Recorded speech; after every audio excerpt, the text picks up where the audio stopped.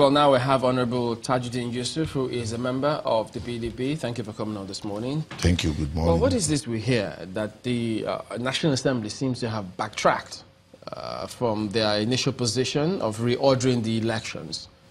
Is that the case?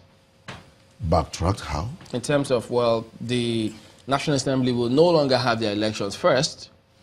They'll have the governorship election first, before the National Assembly, and then that of the presidency. Yep. Correct. Isn't that backtracking? Okay. Yeah, but I was thinking you said we are not going ahead with the amendment that seeks to put sequence of election in the Electoral Act. I think what happened is you must understand that for every human development, you must listen to yourself, listen to criticism. There are those who believe that we put our election first because we are the lawmakers. So deliberate National Assembly is trying to say, no, it's not about us. It's about what is obtainable elsewhere. Have you ever found the American election where the presidential election is held in the National Assembly election or governorship election? No. Are we going to status quo? No. Before, since 1999 till date, you've been going to and fro. You have, occasionally you have, sometimes you have National Assembly election first, sometimes governorship election first, and what have you. There has not been a consistent order of elections since 1999. Every election came with different sequence of election. But what we're trying to do now is to establish a pattern. You know, you're trying to establish a pattern. So you take Nigerians forward, you bring them back. That is what I've been up to. That's not been on before now. No, okay, so this one that the National Assembly did now is not the same thing like the others. It's take Nigerians, give Nigerians, okay, we're moving the elections. The way you saw the argument was so much against putting the legislative elections first, you now return to the status quo, and you say that's not going to It's not status quo. Governorship election, it didn't come first in 2015. It didn't come first in 2011. It's not status quo. National Assembly election came first in 2011. Came first in 2015. So what we have done is not status quo. So if it was altruistic, why did you change? Let's have someone explain to you that so as not to be seen as self-serving. Because we believe that if you get the first election right, you're probably going to get other elections right. Two, because we've not been fortunate to have democracy for a long time. If you observe, there are states now that conduct the governorship election at different times. In other climes where you have 200 years, 200 years of democracy, presidential election, most times, the only election you have that year. Other elections happen other years. So the bandwagon effect is reduced.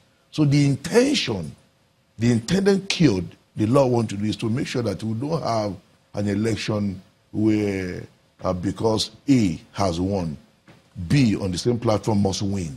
If the presidential elections were to take place now in 2019 first, will that not reintroduce the bandwagon effect that you're trying to avoid? Presidential election is not coming first.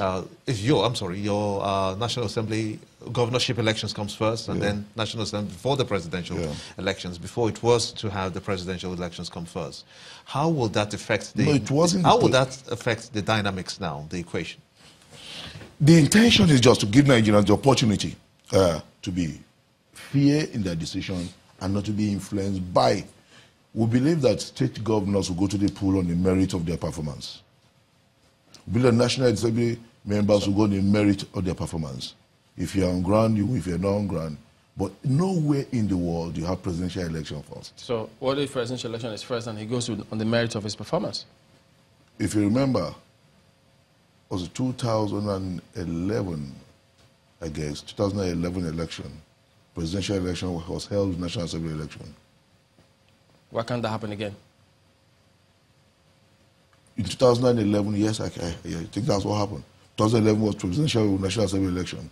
The intent, presently, why it is not happening is that the National Assembly has sat down by privilege of number of elections we've held, and by the privilege of being able to interact with other parliament.